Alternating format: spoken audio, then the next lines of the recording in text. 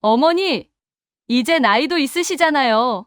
이런 건 제가 알아서 할게요. 괜히 헷갈리셔서 또 사고 내시면 안 되니까요. 며느리가 제 앞에서 이런 말을 내뱉던 순간 저는 마치 뺨을 맞은 것처럼 얼어붙었어요. 남편이 떠난 뒤로 달라진 건 제 마음뿐이라 생각했는데 며느리의 저 한마디가 집안 공기를 송두리째 뒤집어 놓았습니다. 저는 멀쩡히 서 있었지만 며느리는 이미 제가 무너지고 있다고 단정 짓는 눈이었어요. 그 눈빛이 처음으로 제 가슴 깊은 곳을 파고들었죠. 남편이 세상을 떠난 뒤 저는 혼자서 남겨진 서류들을 정리하며 하루하루를 버티고 있었어요. 남편의 손길이 남은 책상은 여전히 낯설었고 서류철을 넘길 때마다 마음이 쿡쿡 아팠습니다. 그런데 어느 순간부터 며느리가 부쩍 집에 드나들며 제 일상을 통째로 관리하려 들었어요. 약 봉투를 꺼내보고 장바구니 속을 확인하고 냉장고 반찬통까지 들춰보는 모습은 단순한 도와줌이 아니라 감시에 가까웠습니다. 며느리의 태도는 날이 갈수록 더 뻣뻣해졌어요. 제 물건을 집어들고는 고개를 젓고 제 행동을 보며 미묘하게 비웃는 기색을 숨기지 않았습니다. 저를 한번 훑을 때마다 그 눈빛에는 이제 곧 내가 이 집 주인이다라는 마음이 선명했죠. 많은 사람은 늙으면 이런 대우를 받는다는 걸 그때야 실감했습니다. 회사에 들른 날 저는 더 큰 충격을 받았어요. 직원들이 며느리에게 먼저 보고하고 있었고 회계실장은 제가 다가가자 당황해 서류를 급히 덮었습니다. 며느리는 회사 컴퓨터에 앉아 무언가를 적고 있었고 저는 그 모습을 보고 걸음을 멈출 수밖에 없었어요. 며느리가 왜 회사 서류를? 남편 책상 서랍을 열었을 때 비어있는 자리 하나가 제 눈에 박혔어요. 원래 있어야 할 장부가 에스피듯 사라져 있었습니다. 그 순간 등골이 오싹해졌습니다. 며칠 뒤 생활비 통장에서는 이유를 알 수 없는 지출이 계속 보이기 시작했어요. 병원비, 기숙사비, 여행 경비 전혀 쓴 적 없는 내역들이었죠. 그리고 며느리가 서랍을 뒤적이던 장면이 머릿속에서 떠나지 않았습니다. 그때 저는 알았어요. 제 삶 한복판에 제 얼굴을 보며 웃는 바로 그 사람이 조용히 뭔가를 움직이고 있다는 사실을요. 그날 이후 저는 결심했습니다. 지켜야 한다. 누가 뭐래도 지금부터라도. 회사 문을 열자마자 이상한 기운이 스쳤습니다. 직원들의 시선이 잠깐 저를 향했다가 곧 며느리가 있는 쪽으로 자연스럽게 움직였어요. 저는 그 눈빛의 흐름에서 묘한 낯설음을 느꼈습니다. 언제부터 저 아이가 여기에서 모든 중심이 된 걸까 하는 생각이 스쳤죠. 사무실 한가운데 놓인 회계 캐비닛을 열었을 때 제 가슴은 덜컥 내려앉았습니다. 장부 한 권이 중간 부분만 뜯기듯 사라져 있었어요. 먼지가 덜 쌓인 자리, 누군가 최근에 급히 빼낸 흔적, 손때가 묻은 자국까지 그대로 남아 있었습니다. 저는 손끝이 떨렸어요. 남편과 함께 몇십 년간 지켜온 회사였는데 이렇게 허술하게 흔들리고 있다는 게 믿기지 않았습니다. 잠시 후 복도 끝에서 며느리와 회계실장이 작은 목소리로 무언가를 이야기하는 모습이 보였어요. 회계실장은 제 시선을 느끼자마자 눈을 피했고 며느리는 서류를 뒤로 감춘 채 서둘러 자리를 벗어났습니다. 그들의 발걸음에서 당황이 아니라 들켰다는 기운이 더 진하게 묻어났습니다. 제가 책상 위 서류 더미를 정리하던 중 눈에 익은 제 서명이 있는 종이가 하나 보였어요. 그런데 서명은 분명 제 이름인데 회계 굵기와 방향이 미묘하게 달랐습니다. 저는 40년 넘게 늘 같은 서명체를 써왔기에 단번에 이상함을 느꼈습니다. 이건 내가 쓴 게 아닌데.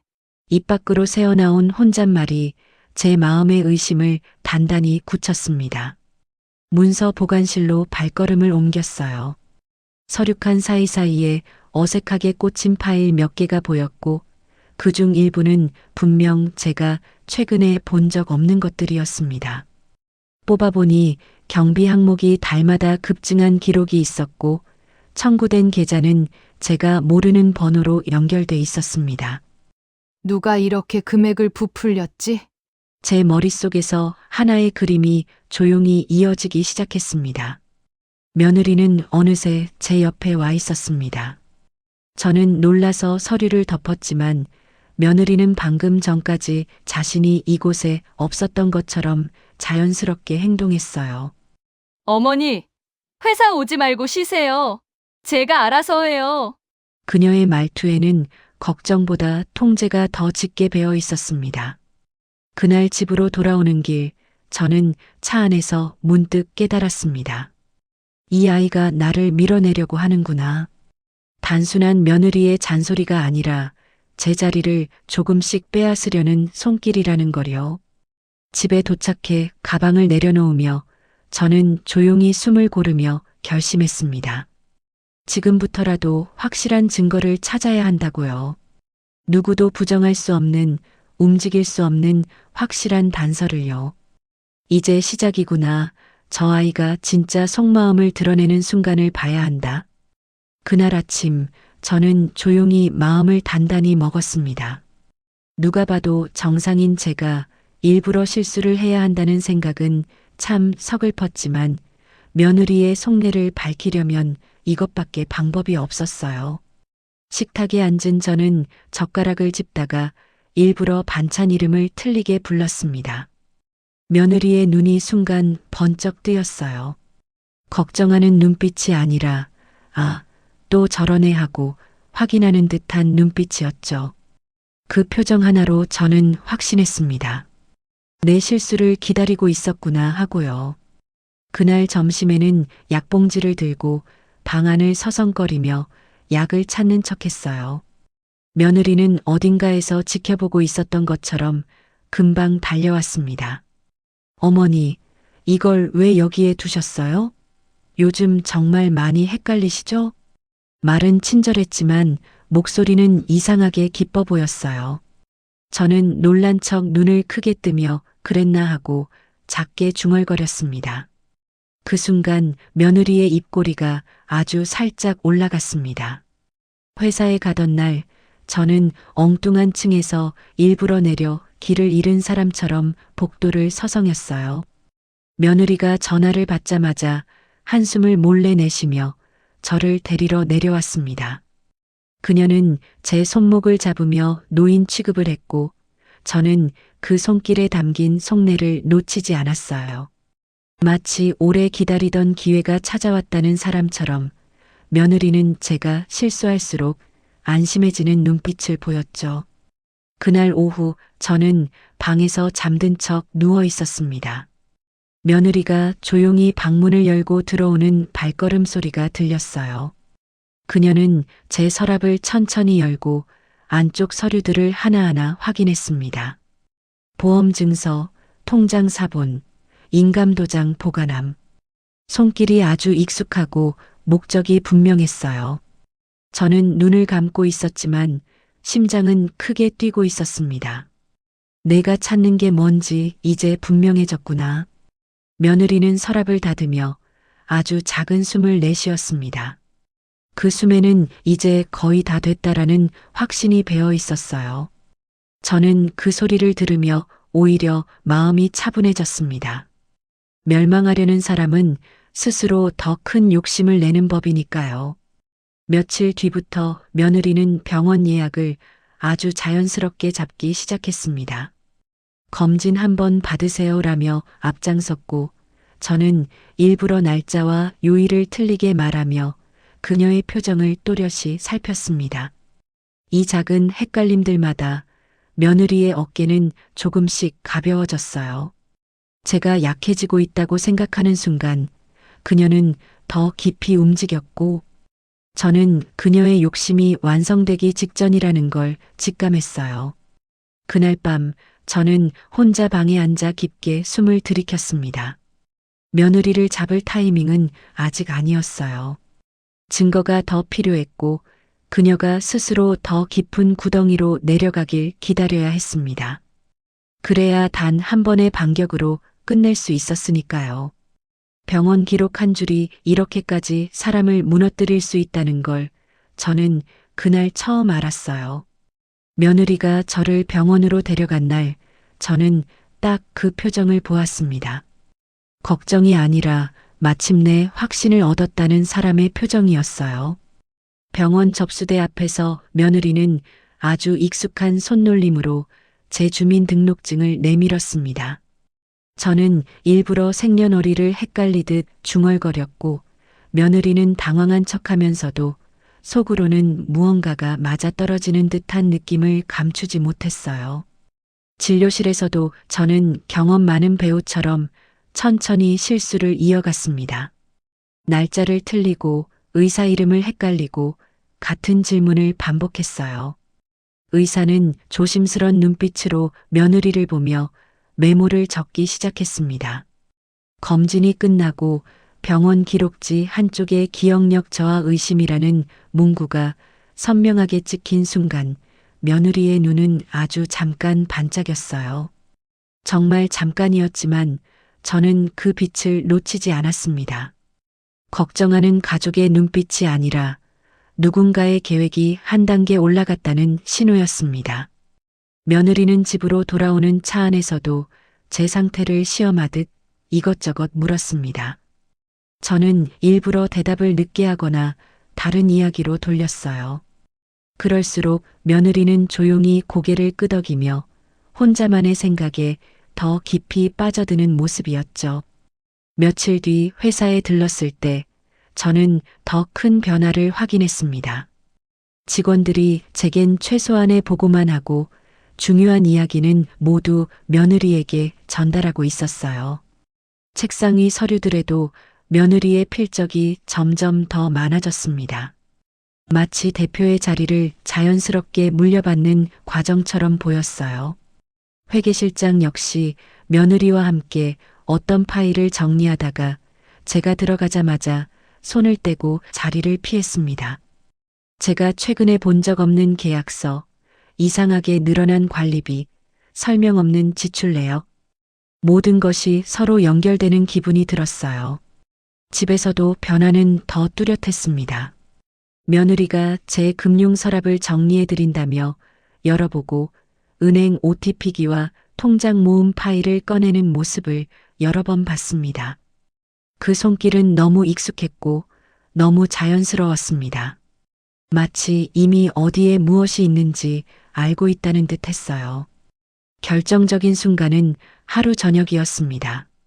제가 텔레비전을 켜둔 채 꾸벅꾸벅 졸고 있을 때 며느리는 제가 자는 줄 알고 휴대폰을 꺼내 어디론가 메시지를 보냈습니다.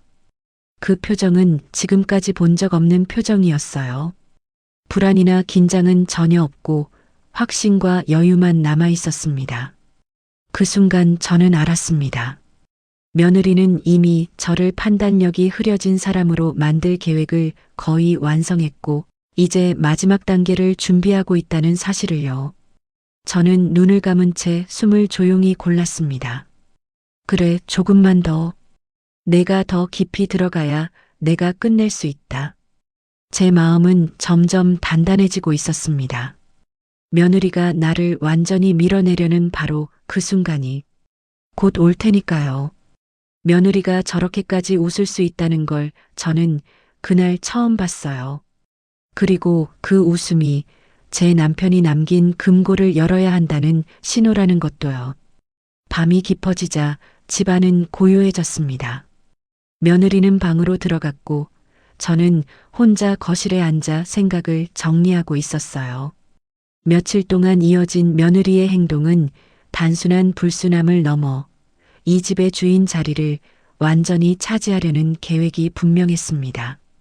그 계획의 중심엔 반드시 지분 장부와 제 서류들이 있을 거라고 확신했어요. 저는 조용히 자리에서 일어나 남편 방으로 향했습니다. 오래된 책장 아래 남편이 숨겨두었던 금고가 여전히 제자리에 있었어요. 손을 뻗는 순간 남편의 체온이 아직 남아있는 듯해서 가슴이 먹먹해졌습니다. 남편을 떠올리며 천천히 번호를 눌렀고 금고가 딸깍하고 열렸습니다.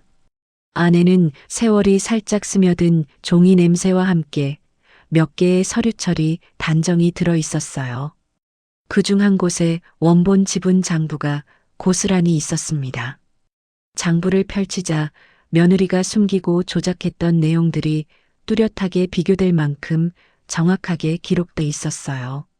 지분 비율, 매입 날짜, 매각 내역 전부 그대로네. 이 기록만 있으면 누가 무슨 짓을 했는지 명확히 드러날 수밖에 없었습니다. 그리고 금고 한쪽에는 작은 녹음기가 놓여 있었어요. 버튼을 누르자 남편의 목소리가 방 안에 조용히 흘러나왔습니다. 오랜 세월 함께한 남편의 목소리는 떨림 없이 단단했습니다. 이 회사는 당신 몫이야. 절대 흔들리면 안 돼. 믿는 사람도 조심해야 해. 그 말이 제게 칼날처럼 꽂혔습니다. 남편은 이미 언젠가 이런 일이 생길 걸 알고 있었던 걸까요? 저는 녹음기를 가슴에 잠시 안고 눈을 감았습니다. 남편이 없던 지난 시간 동안 제가 얼마나 무방비였는지, 그리고 얼마나 지키고 싶었는지 마음이 북받쳤습니다. 그러나 서글픈 감정보다 더 강한 감정이 올라왔어요. 이제는 끝내야 한다는 아주 단단한 결심이었습니다. 저는 금고 속 서류들을 모두 복사해 집 안 여러 곳에 나눠 숨겼습니다. 혹시라도 며느리가 눈치채고 원본을 훔쳐가려 할까 두려웠기 때문이에요. 증거는 한 번 잃으면 되돌릴 수 없으니까요. 마지막으로 남편의 필체가 선명하게 남아있는 장부를 다시 한번 펼쳐보았습니다. 이 글씨 하나하나가 저를 지켜주고 있었습니다. 그리고 저는 확신했어요. 며느리가 날 변호사 사무실로 데려가려는 바로 그 자리에서 이 증거들이 결정적인 역할을 하겠다는 거려. 금고를 닫으며 저는 마음속으로 조용히 중얼거렸습니다. 조금만 더 기다리자. 끝낼 때는 단번에 끝내야 한다. 이제 반격의 준비는 끝났습니다. 마지막 판은 며느리가 직접 열어줄 테니까요. 며느리가 제 어깨를 잡아 끌며 저를 문 밖으로 내보내던 그날 저는 마치 짐짝처럼 끌려가는 기분이었어요. 하지만 정작 누가 누구를 끌고 가는 건지는 곧 밝혀지게 됐습니다. 아침부터 며느리는 평소보다 훨씬 부지런히 움직였어요. 옷을 다림질하고 제 외투를 챙기고 머리카락까지 손질해주며 일정을 재촉했습니다. 겉으로 보기엔 극진한 배려 같았지만 그 손길엔 오늘이 결정적이다라는 긴장감이 가득 배어 있었어요. 저는 의도적으로 느릿하게 움직이며 며느리의 표정을 살폈습니다. 그녀는 시간이 밀릴까 조바심이 난 듯 속도를 계속 높였죠. 차에 타자마자 며느리는 핸드백을 무릎 위에 올려놓고 안에 든 서류들을 체크하기 시작했어요. 봉투 가장자리는 많이 다뤄본 사람처럼 구겨져 있었고 안에는 두꺼운 문서 뭉치가 들어 있었습니다. 그 안에서 위조된 장부, 재산 이전 서류, 의사소견서, 사본이 빠르게 스치듯 보였어요. 저는 고개를 숙인 채 며느리의 손놀림을 조용히 관찰했습니다. 그 손은 이미 승리를 확신한 사람의 손이었죠. 변호사 사무실 건물에 도착하자 며느리는 제 손을 잡고 걸음을 재촉했습니다. 엘리베이터 안거울에 비친 며느리의 얼굴은 평소보다 훨씬 날카로웠어요. 제 표정이 흐릿한지 확인하려는 듯 몇 번이고 제 눈을 들여다보았습니다. 저는 일부러 동요 없는 눈빛으로 며느리를 바라봤습니다. 그럴수록 며느리는 이제 곧 끝난다는 확신을 더 굳히는 듯 했어요. 사무실 문이 열리자 변호사가 자리에서 일어나 며느리를 먼저 맞이했습니다. 오셨군요. 변호사는 이미 모든 이야기를 들은 듯 자연스럽게 며느리 쪽을 향해 서류를 준비해 두고 있었습니다. 저는 조용히 의자에 앉으며 테이블 위에 놓인 문서를 훑어봤어요. 그 위에는 며느리가 가져온 위조장부가 대담하게 펼쳐져 있었습니다. 며느리는 제게 펜을 쥐게 하려고 손을 내밀었습니다. 그 순간 저는 슬며시 손바닥을 뒤집어 작은 녹음기에 전원을 켰어요. 작은 띡 소리가 들리지 않게 손가락으로 가볍게 감싸며 녹음을 시작했습니다. 그리고 제 가방 속에서 남편 금고에서 가져온 원본 장부를 천천히 꺼내 테이블 위에 올려두었어요. 종이가 부딪히는 소리가 들리는 순간 며느리의 얼굴이 굳었습니다. 변호사는 두 장부를 번갈아 보며 눈썹을 찌푸렸고 장부마다 기록된 수치가 완전히 다르다는 것을 바로 알아챘습니다. 한쪽은 며느리의 필체로 얼룩져 있었고 다른 한쪽은 남편의 익숙한 필체로 또렷이 기록돼 있었어요. 며느리는 급히 봉투를 잡아당기며 문서를 챙기려 했지만 이미 늦었습니다. 저는 조용하지만 선명한 목소리로 말했습니다. 이제 확인할 건 확인됐습니다. 그 말은 대사라기보다 스스로에게 던지는 마지막 신호와 같았어요. 변호사 사무실 안의 공기는 완전히 바뀌었습니다. 며느리의 계획은 그 자리에서부터 흔들리기 시작했고 저는 마침내 반격을 시작할 순간이 도착했음을 느꼈습니다. 그리고 이 다음에 벌어질 일들이 며느리가 상상한 것보다 훨씬 더 크게 무너질 거란 걸 알고 있었어요. 며느리가 제 앞에서 얼굴이 하얗게 질리는 장면을 저는 평생 잊지 못할 거예요. 그 아이가 제 삶을 마음대로 흔들 수 있다고 믿은 마지막 순간이었으니까요. 변호사 사무실 안은 숨소리조차 무겁게 내려앉아 있었습니다. 변호사는 며느리가 가져온 장부와 제가 꺼낸 원본 장부를 나란히 놓고 비교했어요. 두 장부는 숫자도 날짜도 서명 방식도 완전히 달랐습니다. 한쪽은 급하게 조작된 손길이, 다른 한쪽은 남편이 평생 지켜온 원칙과 성실함이 그대로 배어 있었죠. 며느리는 침을 삼키며 문서들을 빼앗으려 했습니다. 하지만 변호사가 먼저 손으로 장부를 눌러 막았어요. 그 순간 며느리의 손끝이 떨렸고 눈동자가 급하게 흔들렸습니다. 저는 그 모습을 조용히 바라보며 한 가지 사실을 다시 확인했어요. 욕심이 커지면 손부터 흔들린다는 걸요. 저는 가방에서 녹음기를 꺼내 테이블 중앙에 올려두었습니다. 작은 스피커에서 남편의 목소리가 울렸습니다. 이 회사는 당신 거야. 절대 넘기면 안 돼. 사람은 속을 모르니 조심해야 해. 변호사는 놀라며 고개를 들었고 며느리는 손을 움켜쥔 채 굳어버렸습니다. 남편의 목소리는 이미 고인이 된 사람의 말이 아니라 진술이었어요. 멸망을 막을 수 없는 결정적 증언이었죠. 변호사는 더 이상 서류 이전을 진행할 수 없다며 절차를 전면 중단했습니다. 그러면서 먼저 며느리에게 몇 가지 사실을 확인했습니다. 지분 변경을 왜 서둘렀는지, 왜 원본 장부를 훼손했는지, 왜 가족 동의 없이 재정 문서를 준비했는지. 며느리의 답변은 점점 더 흐려졌고 변명은 말끝마다 막혀버렸습니다. 그때 제 가방 속에서 삐져나온 종이 한 장이 눈에 띄었습니다. 며느리가 아들에게서 돈을 빼내기 위해 만든 가짜 해외 영수증. 변호사는 그 문서들을 유심히 보더니 정색한 얼굴로 며느리를 향해 물었습니다. 이게 진짜인가요? 며느리는 입을 열지 못했습니다. 그 침묵이 이미 모든 걸 인정한 것이나 다름없었어요. 저는 조용히 손을 모아 무릎 위에 올렸습니다. 심장은 평소보다 느리고 단단하게 움직이고 있었어요.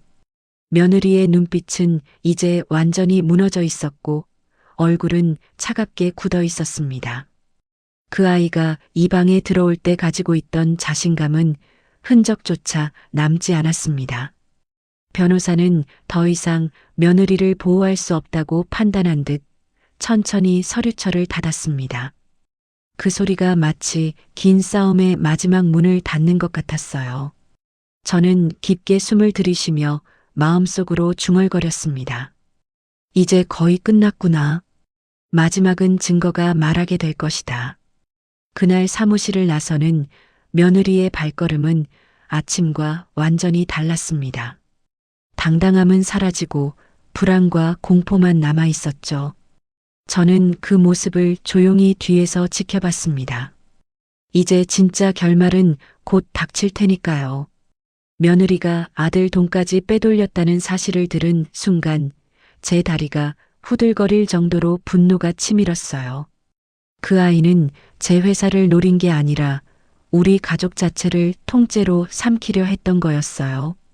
변호사 사무실에서의 충격적인 순간 이후 조사는 아주 빠르게 진행됐습니다. 며느리가 집으로 돌아간 직후 수사팀은 제게 연락을 해왔고 아들 계좌에서 몇 달 전부터 수상한 자동이체가 반복됐다는 사실을 들려주었습니다. 해외 생활비, 병원 진료비, 기숙사비 같은 이름의 지출이 매달 일정하게 빠져나가고 있었어요. 저는 그 말을 듣고도 처음엔 이해가 되지 않았습니다. 아들이 아픈 적도 없고 기숙사에 산 적도 없었기 때문이죠. 수사팀이 추가로 보내준 자료를 확인하는 순간 저는 숨이 턱 막혔습니다. 며느리가 인터넷에서 퍼온 병원 로고와 외국 주소를 붙여 만든 가짜 영수증이었어요. 심지어 날짜까지 아들이 월급을 받는 날과 정확히 맞춰져 있었습니다. 아들의 돈이 며느리 개인 계좌로 흘러가기 위한 정당한 외국 지출로 보이게 만드는 치밀한 조작이었죠. 더 놀라운 건 며느리가 아들 해외 접속 기록을 만들려고 VPN을 사용해 은행 거래 내역까지 숨겼다는 사실이었습니다. 마치 아들이 외국에서 직접 결제한 것처럼 보이도록 말이죠. 저와 남편이 세운 회사를 조용히 집어삼킨 뒤 이제는 아들의 통장까지 뒤집어 엎으려 했다는 사실이 제 가슴을 뜨겁게 흔들었습니다. 아들이 귀국하자 그는 본인의 계좌에서 며느리가 몰래 신청한 대출 심사 흔적을 보고 털썩 주저앉았습니다. 아들은 손을 떨며 서류를 바라봤고 그 표정엔 배신감과 충격이 뒤섞여 있었어요. 저는 아들을 부둥켜 안고 버티고 있는 숨을 고르게 해줬습니다. 이제라도 모든 게 드러난 것이 다행이라고 스스로를 설득하며요. 며느리는 결국 수사팀에 의해 지분 위조, 사문서 위조, 사기 미수, 배임 혐의로 소환됐습니다. 조사실에서 며느리는 더 이상 부정할 수 없다는 걸 깨달은 듯 말끝마다 흐려졌고 스스로도 꼬여버린 거짓말에 갇혀 아무 말을 하지 못했어요. 변호사는 그녀의 행동 대부분이 의도적이고 계획적이라고 판단했습니다. 그 순간 며느리의 표정은 완전히 무너져 있었어요. 어떤 핑계도 어떤 조작도 그를 구할 수 없는 순간이었죠. 법원은 며느리에게 실형을 선고했습니다. 아들은 더 이상 함께 살 수 없다며 그 즉시 이혼을 결정했습니다. 판결문이 낭독되던 날 저는 조용히 눈을 감고 기도를 드리듯 마음을 정리했습니다. 우리 가족을 무너뜨리려 했던 손길이 끝내 법의 심판을 받았다는 사실이 저는 참 고마웠습니다. 며느리가 포승줄에 묶여 연행되는 모습을 보고 있던 저는 긴 시간 동안 움츠러들었던 어깨를 천천히 펴 올렸습니다. 남편과 함께 지켜온 회사도 아들의 미래도 그리고 제 삶도 다시 되찾았다는 안도가 밀려왔어요. 며느리가 사라진 집안은 오랜만에 고요했고 그 고요 속에서 저는 아주 작은 숨을 내쉬었습니다. 이제야 끝났네요. 저는 남편의 사진 앞에서 그렇게 중얼거렸습니다.